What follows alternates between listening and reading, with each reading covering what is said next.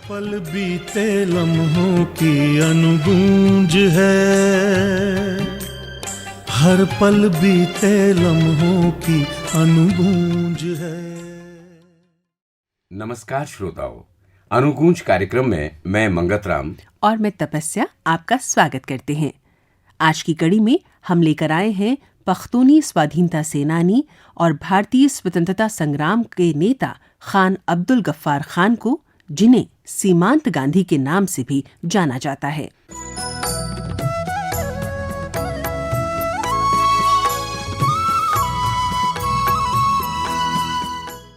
खान अब्दुल गफ्फार खान को लोग बादशाह खान और बाचा खान के नाम से भी जानते हैं। वे ब्रिटिश राज से आजादी के लिए संघर्षरत स्वतंत्र पख्तूनिस्तान आंदोलन के प्रणेता थे। उन्हें एक राजनीतिक नेता के रूप में महात्मा गांधी की तरह अहिंसात्मक आंदोलन के लिए जाना जाता है। वे गांधी जी के मित्र थे। उन्होंने खुदाई खिदमतगार नामक सामाजिक संगठन की शुरुआत की, जिसकी सफलता ने अंग्रेजी शासन को बेचैन कर दिया। उन्होंने सरहद पर रहने वाले पठानों को अहिंसा का रास्ता दिखाया। महात्मा गांधी के बारे में आकाशवाणी को दिए गए एक साक्षात्कार में उन्होंने कहा था, मैं महात्मा जी के साथ रहा और वो जो उसका सबसे बड़ा असर जो मुझ पर हुआ वो ये कि वो वक्त के बड़े पाबंद थे। वक्त पर अपना खाना खाते थे, वक्त पर अपना सैर करते थे, वक्त पर सोते थे और वक्त पर प्रार्थना किया करते थे। और दूसरा मैंने ये देखा कि वो ऑर्थोडॉक्स नहीं थे, क्योंकि वो मेरे बच्चे थे तो उसने कई दफ़ा उनको भी कहा और मुझे भी कहा कि इनके लिए कुछ, ये लोग जो हैं तो गोश्त खाने वाले हैं, अंडा खाने वाले हैं, इनके लिए कुछ इंतज़ाम तो होना चाहिए। लेकिन वो मैंने मंजूर नहीं किया और मेरे बच्चों ने मंजूर नहीं किया, वरना वो तो उनके लिए उनकी आदत के मुताबिक खाना देने के लिए तो वो अपने आश्रम में तैयार थे। दूसरा ये देखा कि उसकी तबीयत जो थी वो उसमें मजाक भी था और वो बच्चों से भी, जवानों से भी, बूढ़ों से भी वो तो मजाक किया करते थे। उसकी वो खुश मिजाज और खुश तबीयत वो आदमी थे। 6 फरवरी 1890 को ब्रिटिश इंडिया में पेशावर के उस्मानजई में बादशाह खान का जन्म हुआ था। उनके पिता बहराम खान उस क्षेत्र के समृद्ध जमींदार थे। स्थानीय पठानों के विरोध के बावजूद उन्होंने बाचा खान को एडवर्ड मिशन स्कूल में पढ़ने हेतु भेजा। मिशनरी स्कूल में बाचा खान एक अच्छे छात्र के रूप में उभरे और उन्होंने शिक्षा के महत्व को समझा। हाई स्कूल के अंतिम वर्ष में उन्होंने ब्रिटिश इंडियन आर्मी के एक पश्तून रेजिमेंट में शामिल होने के लिए आवेदन किया। उनका आवेदन स्वीकार हो गया, लेकिन उसी रेजिमेंट में अपने एक मित्र के साथ अंग्रेजों द्वारा की गई बदसलूकी को देखकर उन्होंने अपना मन बदल लिया और देश सेवा का प्रण लिया। सन 1910 में 20 वर्ष के गफ्फार ने अपने गांव उस्मानजई में एक स्कूल खोला जो बहुत सफल हुआ। सन 1911 में वे पख्तून स्वतंत्रता आंदोलन में शामिल हो गए। सन 1915 में ब्रिटिश सरकार ने उनके स्कूल को प्रतिबंधित कर दिया। सन 1915 से लेकर 1918 तक अब्दुल गफ्फार खान ने पश्तूनों को जागृत करने के लिए लगभग 500 गांवों की यात्रा की, जिसके बाद उन्हें बादशाह खान का नाम दिया गया। 1928 में वे पहली बार लखनऊ आए, जहां उनकी भेंट पहली बार गांधी जी से हुई। 1928 में जब के अंग्रेज़ों ने अफ़गानिस्तान में अमानुल्लाह खान के ख़िलाफ़ जो हैं वो पीरों और मौलवियों को उकसाया और यहाँ इनकलाब बर्पा की, तो उसके उस बारे में मैंने हिंदुस्तान का वो टूर किया ताकि लोगों को, हिंदुस्तान के लोगों को जो हकीकत है वो बता सकूं। तो ये पहली दफ़ा मैं लखनऊ में वो कांग्रेस की, मैं नहीं कह सकता हूँ कि शायद वर्किंग कमेटी की मीटिंग थी, तो मैं वहाँ गांधी जी से मिला और जवाहरलाल जी से मिला और अफ़गानिस्तान के मुतालिक मैंने उनको जो मुझे इल्म था मैंने उनको बताया। तो उस ये मेरी पहली मुलाकात थी। उस मामले में वो उन्होंने हमारे साथ अपनी वो हमदर्दियाँ वो जो थी वो शरीक की और फिर वो उसके बाद मैं और जवाहरलाल जी आए और खलीक़ुज़्ज़मान के घर में हमने खाना खाया दोनों ने, और उसके बाद मैं उनसे रुखसत लेकर मैं फिर वापस आया। पश्तूनों के उत्थान में संघर्षरत बादशाह खान एक ऐसे भारत की स्थापना करना चाहते थे जो आज़ाद और धर्मनिरपेक्ष हो। इस लक्ष्य को प्राप्त करने के लिए उन्होंने सन 1929 में खुदाई खिदमतगार नामक संगठन बनाया, जिसे सुर्खपोश भी कहा गया। खुदाई खिदमतगार की स्थापना उन्होंने महात्मा गांधी के अहिंसा और सत्याग्रह जैसे सिद्धांतों से प्रेरित होकर की थी। ये बादशाह खान के नेतृत्व का ही कमाल था कि उनके संगठन में लगभग 1 लाख सदस्य थे, जिन्होंने शांतिपूर्ण ढंग से अंग्रेज सरकार की पुलिस और सेना का विरोध किया। खुदाई खिदमतगारों ने हड़तालों, राजनीतिक संगठन और अहिंसात्मक प्रतिरोध के माध्यम से अंग्रेजी हुकूमत के विरुद्ध सफलता प्राप्त की और खैबर पख्तूनख्वा में एक प्रमुख राजनीतिक शक्ति बन गए। 1930 ईस्वी में नमक सत्याग्रह के दौरान 23 अप्रैल को गफ्फार खान गिरफ्तार कर लिए गए, जिसके विरोध में खुदाई खिदमतगारों का एक जत्था विरोध प्रदर्शन हेतु पेशावर के किस्सा खवानी बाजार में एकत्रित हुआ। अंग्रेजों ने अहिंसात्मक रूप से प्रदर्शन कर रहे इस भीड़ पर मशीन गनों से गोलियां चला दी। परिणाम स्वरूप लगभग 250 लोग मारे गए। 8 अगस्त 1942 को बंबई में कांग्रेस ने क्विट इंडिया रेजोल्यूशन पास किया और महात्मा गांधी ने अंग्रेजों भारत छोड़ो का नारा बुलंद किया। उस वक्त खुदाई खिदमतगारों ने इस आंदोलन में भाग लिया। इस घटना पर प्रकाश डालते हुए खान अब्दुल गफ्फार खान ने आकाशवाणी को दिए गए एक साक्षात्कार में बताया था, मैं इस वर्किंग कमेटी की मीटिंग में शरीक नहीं हुआ क्योंकि मैं अपने सूबे में वो काम कर रहा था और उस वक़्त जब ये रेजोल्यूशन जो पास हुई तो मैं डेरा इस्माइल खान में था। लेकिन फिर हम लोग जो हमारी सूबे की वो का जो कांग्रेस कमेटी थी वो हम लोग जमा हो गए और फिर हम ये चाहते थे कि अब हमें कैसा कदम उठाना चाहिए। जो जब हमारी सरीदरियाब में मीटिंग हुई तो उसमें किस्म किस्म के लोगों ने किस्म किस्म के ख्यालात जाहिर किए। हमारे एक बहुत बड़े नेता ने ये तजवीज़ पेश की कि हमें तारें काटनी चाहिए, रेल की पटरियाँ निकालनी चाहिए। तो मैंने कहा उनको कि ठीक है, बात ये है कि हमारा उसूल ये नहीं है, लेकिन फिर भी अगर कोई आदमी चाहे कि इस तरीके से हमारी इस तहरीक और हमारे इस मुल्क को फ़ायदा पहुंच सकता है और ये उसका एक दियानतदाराना राय हो, तो मैं उसकी मुखालिफत नहीं करता।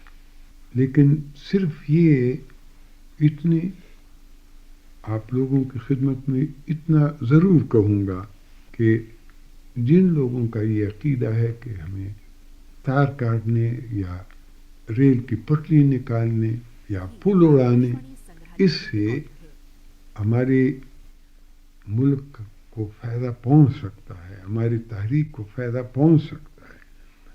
तो फिर उनकी खिदमत में मेरी सिर्फ इतनी अर्ज़ है कि मैं मुखालिफत नहीं करता, उनको करना चाहिए, लेकिन जब वो तार काटें या वो रेल की पटरी निकालें या कोई पुल को उड़ाएं, तो उनको चाहिए कि करीबी थाने में जाकर वो इस बात की रिपोर्ट करे कि ये काम मैंने किया है। क्यों? इसलिए कि हमारा तो ये काम नहीं कि हम लोगों को तकलीफ़ पहुंचाएं, हमारा काम तो ये है कि लोगों के लिए खुद तकलीफ़ उठाएं। बादशाह खान और महात्मा गांधी के बीच एक आध्यात्मिक स्तर की मित्रता थी। दोनों का एक दूसरे के प्रति अपार स्नेह और सम्मान था और दोनों ने सन 1947 तक मिलजुल कर काम किया। बादशाह खान रूसी लेखक लियो टॉल्स्टॉय की कहानियों से भी बहुत प्रभावित रहे।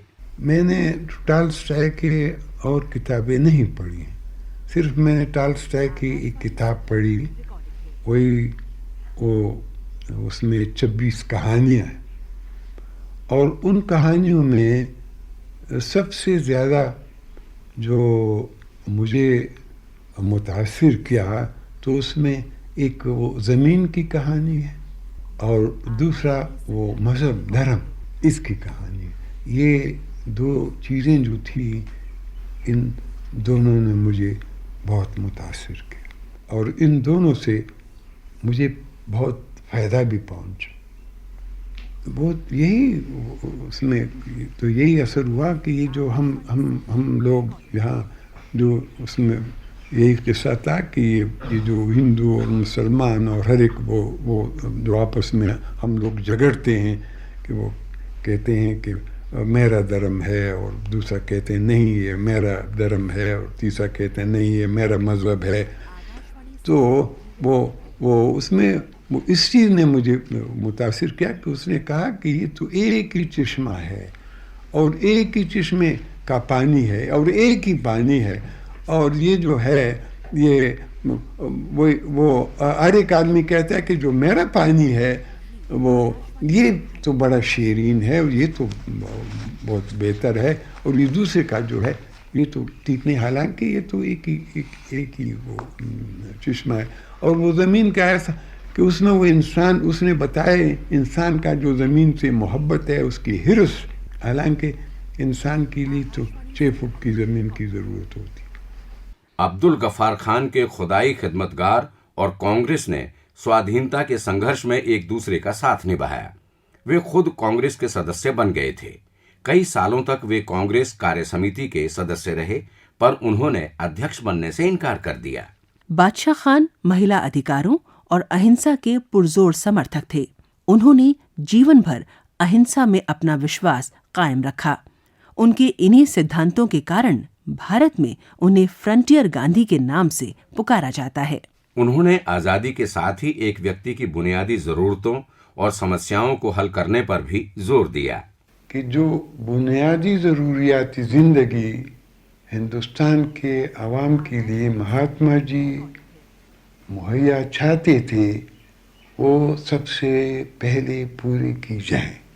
मसलन हम लोग महात्मा जी के फिलासफी, महात्मा जी की शब्द लेकर हम एक गांव में जाते हैं और चाहते हैं कि गांव वालों को सुनाएं। वो गांव वाला कहता है कि बाबा मैं तो भूखा हूँ, मेरे पहले तो बाबा मुझे तो मेरी भूख का कोई इलाज करें, तो तब कहीं मैं ये चीज़ मेरे दिमाग में आ सकती है, मैं उसको सुन सकता हूँ। मैं तो भूखा हूँ। वो कहे कि बाबा देखो मैं तो नंगा हूँ। वो कहे कि बाबा देखो मेरा तो घर नहीं। वो कहे कि बाबा देखो मेरे बच्चों के लिए तो कोई तालीम नहीं। वो कहे कि बाबा देखो मैं तो बीमार पड़ा हुआ हूँ, न डॉक्टर है न दवा है। तो इसलिए मैं कहता हूँ कि ये और चीज़ें भी तो अच्छी हैं, लेकिन इसकी तरफ ज़्यादा तवज्जो दी जाए, इस पर ज़्यादा वो पैसा इस पर लगाया जाए तो बेहतर होगा। बादशाह खान इंसानियत को सबसे ऊपर मानते थे और सभी धर्मों के मानने वालों को आपस में मिलजुल कर रहने की सलाह देते थे। एक असली खुदाई खिदमतगार की पहचान के बारे में उन्होंने कहा था, मैं खुदाई खिदमतगार हूँ और खुदा की खिदमत जो है, हम खुदा कहते हैं, आप परमात्मा कहते हैं, बात एक है। और खुदा की खिदमत जो है, उसको खिदमत की कोई ज़रूरत नहीं, तारीफ़ों की, प्रार्थनों की, नमाजों की कोई ज़रूरत नहीं। वो इन सब चीज़ों से बाला है। ये सब चीज़ें हमारे लिए हैं और उसकी खिदमत जो है वो उसकी मखलूक की खिदमत है, मखलूक की खिदमत है। बदकिस्मती से वो हमारे मुल्क में मैं देखता हूँ कि जो मुसलमान हैं वो मखलूक मुसलमान को समझते हैं, जो हिंदू हैं वो मखलूक हिंदू को समझते हैं, जो ईसाई हैं वो मखलूक ईसाई को समझते हैं। नहीं, ये हम सब जो हैं ये सब खुदा के मखलूक। और हमारा ये तरीक़ा है कि मैं किसी पार्टी या किसी जमात के साथ नहीं हूँ, ना किसी के साथ हूँ और ना किसी के मुखालिफ हूँ। वे हिंदुस्तान के विभाजन के सदैव मुखर विरोधी रहे।